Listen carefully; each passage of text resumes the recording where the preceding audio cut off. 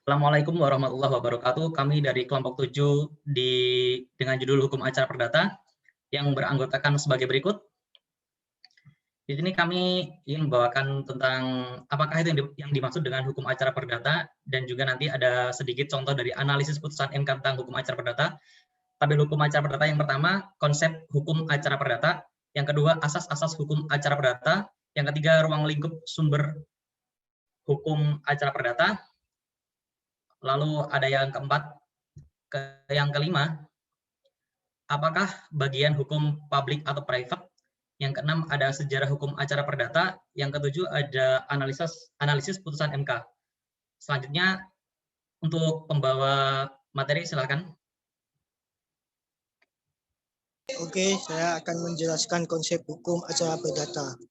Hukum acara perdata adalah peraturan hukum yang mengatur bagaimana caranya menjamin ditaati hukum perdata materi dengan perantaraan hakim. Dalam kata lain, hukum acara perdata ialah mengatur hukum yang mengatur bagaimana caranya mengajukan hak, memeriksa serta memutuskannya pelaksanaan daripada putusan dengan perantaraan hakim. Tuntutan dalam hal ini adalah tindakan yang bertujuan untuk memperoleh perlindungan hukum yang diberi pengadilan untuk mencegah egreting dalam kurung tindakan main hakim sendiri. Selanjutnya untuk asas-asas hukum acara perdata, dipersilakan. Oke, terima kasih. Yang pertama, hukum bersifat menunggu. Yang kedua, hakim pasif. Yang ketiga, sifatnya terbuka persidangan. Keempat, mendengarkan kedua belah pihak atau penggugat dan tergugat melalui surat-surat. Yang kelima, putusan harus disertai alasan-alasan. Yang keenam, beracara dikenakan biaya. Yang ketujuh, tidak ada keharusan mewakili. Yang kedelapan, peradilan dilakukan dengan sederhana, cepat, dan biayanya ringan. Dalam pasal 2 ayat 4 Undang-Undang Nomor 48 Tahun 2009. Baik, untuk pembawa materi selanjutnya dipersilahkan.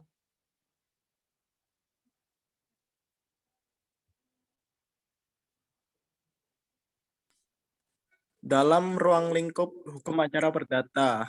Ruang lingkup hukum acara perdata meliputi 3 tahapan, yaitu 1. Tahap pendahuluan adalah tahap sebelum acara pemeriksaan di persidangan, yaitu tahap untuk mempersiapkan segala sesuatunya guna pemeriksaan perkara di persidangan pengadilan. 2. Tahap penentuan ialah tahap mengenai jalannya proses diadakan pemeriksaan perkara di persidangan, mulai dari pemeriksaan peristiwanya dalam menjawab pembuktian peristiwa sampai pada pengambilan putusan oleh hakim. 3. Tahap pelaksanaan atau merealisasikan putusan hakim yang sudah berkekuatan hukum tetap atau inkrah van justice atau sampai selesai. Baik, untuk pemateri selanjutnya silakan.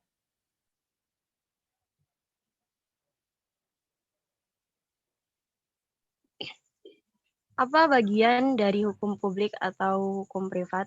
Di sini saya akan menjelaskan mengenai bagian-bagian hukum acara perdata. Hukum acara perdata adalah hukum formil yang berfungsi mempertahankan dan menegakkan hukum perdata material apabila terjadinya pelanggaran hukum. Hukum acara perdata Burgerliche Rechtsvordering yaitu peraturan hukum formil yang mengatur bagaimana cara menjaminnya ditaatinya hukum. Hukum perdata material melalui perantara hakim. Hukum acara perdata tidak membebani hak dan kewajiban, tapi berfungsi mempertahankan dan menegakkan hukum perdata apabila terjadi perselisihan. Menurut Sudikno Mertokusomo, hukum acara perdata ialah peraturan hukum yang menentukan bagaimana cara menjamin pelaksanaan hukum perdata material. Teori hukum pembangunan 146 perdata yang dipakai sebagai aturan main dalam memeriksa perkara perdata di persidangan pengadilan yaitu HIR dan RBG. Sampai dewasa ini, khusus dalam bidang hukum acara perdata, belum memiliki kitab undang-undang hukum acara perdata yang bersifat nasional dan sumber-sumber hukum acara perdata yang tersebar di berbagai peraturan perundang-undangan. Kajian-kajian kembang kempis baru dalam tentara akademis, penelitian dan penelitian Badan Pembina Hukum Nasional belum membahas tentang hukum acara perdata secara efektif efektif. Dasar hukum penerapan HIR dan RBG dalam pemeriksa perkara perdata di pengadilan negeri adalah Pasal 5 ayat 1 Undang-Undang Darurat Nomor 1 Tahun 1951 tentang tindakan-tindakan sementara untuk menyelenggarakan kesatuan susunan kekuasaan dan acara pengadilan sipil. Lebih lanjut, Mahkamah Agung melalui SEMA nomor 19 tahun 1964 dan SEMA nomor 3 tahun 1965 menegakkan kembali pemberlakuan HIR untuk wilayah hukum Jawa dan Madura dan RBG untuk wilayah hukum di luar Jawa dan Madura. Selanjutnya saya serahkan kepada moderator. Baik, tentang sumber hukum acara perdata. Selanjutnya yaitu mengenai sumber hukum acara perdata. Sumber hukum acara perdata yang pertama yaitu Herzein in Lex Reglement atau HIR. Yang kedua, Reglement for the Buiten Westen atau RBG. Yang ketiga, Burgerlich Wetboek atau BW. Yang keempat, Ordonansi tahun 1867 nomor 29. Selanjutnya, yang kelima, Wetboek van Coppel atau WFK. Yang keenam, Undang-Undang Nomor 37 Tahun 2004. Yang ketujuh, Undang-Undang Nomor 20 Tahun 1947. Yang ke-8, Undang-Undang Darurat Nomor 1 Tahun 1951. Yang ke-9, Undang-Undang Nomor 4 Tahun 2004. Yang ke-10, Undang-Undang Nomor 4 Tahun 1974. Yang ke-11, Undang-Undang Nomor 14 Tahun 1985. Yang ke-12, Undang-Undang Nomor 2 Tahun 1986. 13, Undang-Undang Nomor 18 Tahun 2003. Yang ke-14, jurisprudensi. 15, peraturan Mahkamah Agung. 16, adat kebiasaan. 17, doktrin.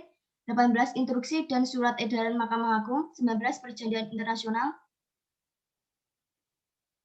20, SEMA nomor 2 tahun 2014. 21, peraturan Mahkamah Agung atau Perma nomor 2 tahun 2015. Dan yang terakhir, Perma nomor 3 tahun 2018.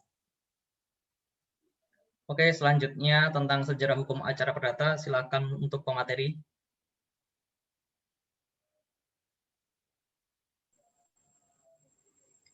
Sejarah hukum acara perdata. Hukum acara perdata Indonesia yang berlaku saat ini berasal dari zaman pemerintahan Hindia Belanda yang hingga saat ini ternyata masih dipertahankan keberadaannya. Oleh karena itu, membicarakan hukum acara perdata ini dimulai sejak lahirnya hukum acara perdata itu sendiri. Berbicara mengenai sejarah hukum acara perdata di Indonesia tidak dapat terlepas dari membicarakan sejarah peradilan di Indonesia. Hal ini disebabkan dari definisi hukum acara perdata yang telah dikemukakan di atas. Diketahui bahwa hukum acara perdata hanya diperlukan apabila seseorang hendak berperkara di muka pengadilan. Oke, yang selanjutnya tentang analisis putusan MK, silakan. Terima kasih.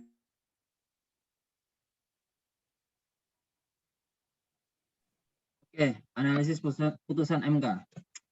Putusan nomor 13 PU 7/2014 yang mengadili perkara konstitusi pada tingkat pertama dan terakhir, menjatuhkan putusan dalam perkara pengujian Undang-Undang Nomor 30 Tahun 1999 tentang arbitrase dan alternatif penyelesaian sengketa terhadap Undang-Undang Dasar Negara Republik Indonesia tahun 1945 yang diajukan oleh. Lalu tentang kerugian pemohon, silahkan dibawakan lagi oleh Haikal Basir dan juga tentang pasal yang diujikan ke Mahkamah Konstitusi. Oke, terima kasih. Kerugian pemohon bahwa oleh karena penjelasan pasal 70 UU APS menurut para pemohon bertentang dengan substansi dan norma yang terkandung di dalam redaksi pasalnya sendiri. Maka menurut para pemohon, penjelasan pasal 70 UU AAPSS telah merugikan hak konstitusional para pemohon. Selanjutnya, pasal yang diujikan ke Mahkamah Konstitusi. Pasal yang diujikan ke Mahkamah Konstitusi oleh para pemohon adalah pasal 70 Undang-Undang Nomor 30 Tahun 1999 tentang arbitrase dan alternatif penyelesaian sengketa. Pasal ini diajukan ke Mahkamah Konstitusi karena penjelasan PAAL 70 UU AAPS menurut para pemohon bertentangan dengan substansi dan norma yang terkandung di dalam redaksi pasalnya sendiri. Untuk pasal dalam Undang-Undang 1945 yang menjadi batu uji terhadap pasal 70 UU AAPS adalah tentang pasal 70 UU AAPS tersendiri, dan penjelasannya telah menimbulkan ketidakpastian hukum yang bertentangan dengan pasal 28D ayat 1 Undang-Undang 1945. Yang kedua, bahwa sebagai warga negara Republik Indonesia, para pemohon memiliki hak-hak konstitusional antara lain seperti yang diatur dalam pasal 27 ayat 1 Undang-Undang Dasar 1945. Pokok permohonan bahwa penjelasan pasal 70 UU AAPS aku telah membuat adanya ketidakpastian hukum bagi para pemohon karena menimbulkan norma baru dan memuat ketentuan yang berbeda dengan batang tubuh pasal yang dijelaskannya. Yang kedua, bahwa oleh karena terdapat perbedaan norma atau memunculkan norma baru atau perubahan terselubung. Yang ketiga, penjelasan pasal 70 UU AAPS tidak operasional dan menghalangi hak hukum pencari keadilan. Dan di keputusan yang telah ditetapkan oleh Mahkamah Konstitusi adalah bahwa pandangan hakim-hakim progresif yang mencoba memahami dan mencari solusi pertentangan norma yang terkandung di dalam pasal 70 dan penjelasannya tersebut dengan berpegang teguh pada norma eksplisit pasal 70 sering dibatalkan pada tingkat banding di Mahkamah Agung dengan alasan teknis dan tidak realistis.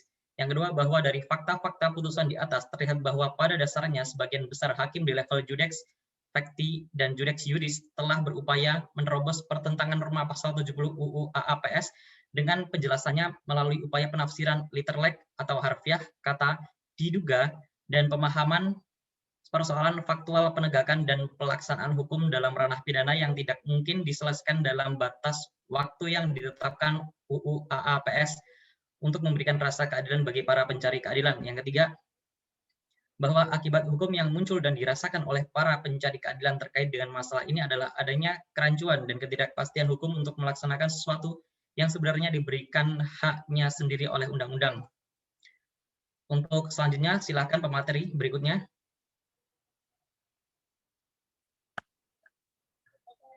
Aspek hukum acara perdata dalam putusan ini. MK memberikan putusan memerintahkan KPU untuk melakukan pemungutan ulang di Kabupaten Bangkalan dan sampai di Pulau Madura. Alasannya adalah terdapat pelanggaran sistematis, terstruktur, dan masif. Asas-asas hukum acara perdata. Yang pertama, asas nebis pecari rule. Yang kedua, asas sapientia.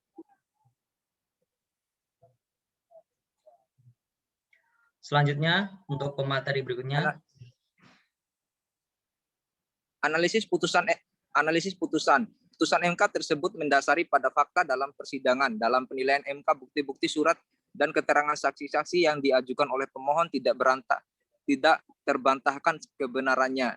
Dari keterangan saksi-saksi termohon yaitu mengenai kontrak program bertanggal Surabaya 15 Juni 2008 adalah merupakan perjanjian antara calon gubernur dan sekjen Asosiasi Kepala Desa Jawa Timur.